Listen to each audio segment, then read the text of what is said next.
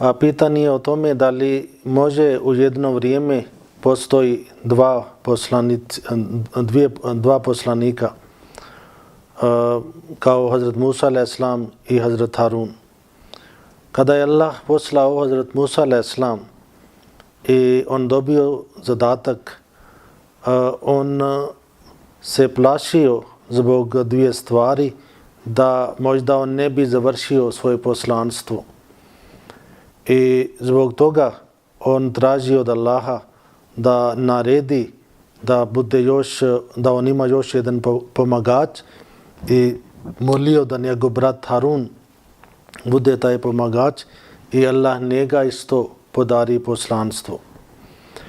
I razlog bio u tome, Hazret Musa a.s.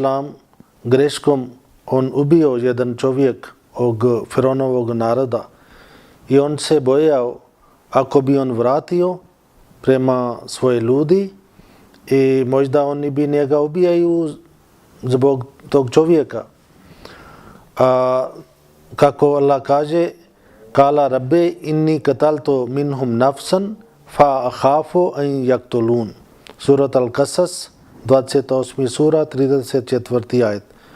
On reče, moj gospodaru, ja sam ubio jednu njihovu osobu, zato se bojim da će me oni ubiti. I ako oni bi ubili njega, naravno on ne bi završio svoj zadatak, ne bi završio svoje poslanstvo. I zato on je bojao. I ovo isto za surat Al-Qasas se govori 28. sura 16. ajeti kako je došao do toga kako je on ubio jedan čovjek i dvojica su svađali, jedan bio od njegovi ljudi, drugi bio od druge, od Firaonovi narod i Musa a.s. kada je njegova ovo čovjek, on tražio pomoć i Musa a.s. udario i tako kako se kaže, Musa ga udari šakom i osmrti ga. To znači toliko je bio snažan Hazret Musa a.s. i samo jednom ovako udario i ne znam gdje se pogodio, možda glavom ili srcom ili čovjek na mjesto i preselio. I ovo bio jedan razlog i Musa a.s. smatrio, oni bi mislili njega da on je ubica, on ubio. I druga stvar što je bio, kada Musa a.s. mislio da on ne može da dobro priča, kao da on ima problem na svom jeziku. I Musa a.s. se molio, Rabbi šrah li sadri, wa yassir li amri, wa hlul uqdatam min lisani. I ovo kada je rekao yassir li amri i olakšaj mi moj zadatak i odrediš i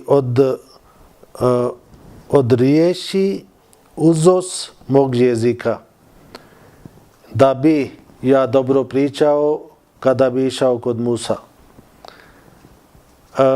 Ali kada mi vidimo Božji odgovor, Allah prihvatio njegov molitva. Allah naredio isto Harun da on postane poslanika, ali Allah nije rekao Musa, ja sam zaboravio, nisam znao da ti ne dobro pričaš, nisam znao da si ubio čovjek i možda bi oni tebe ubili i zato ovo sada tebe podarim šta ti tražiš. Nego prihvatio njegov dova i kasnije kada je Musa a.s. otišao kod svoje ljudi, onda tako je postao, oboje ovi stvari su postali kao bio greška na strani od Musa a.s. Zato što i kada Musa a.s.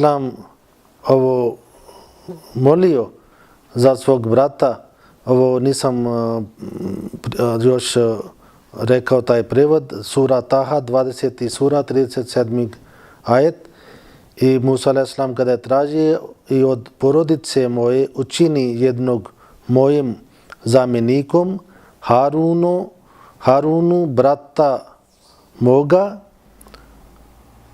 On reče, to znači Allah kaže, on reče dato ti je što si tražio o Musa. Šta si ti tražio? Mi smo tebe dali. Ali ovo što je mislio Musa a.s. kasnije vrijeme pokazao ovo bio njegova greška. Zato što kada je Musa a.s. otišao kod Firaun i časni Kur'an kaže samo je Musa a.s. pričao. I toliko dobro pričao da je Firaun nije mogao da odgovori njemu. I ne spomenuta nigdje da njegov brat Harun on tamo vodio neka debata i pričao.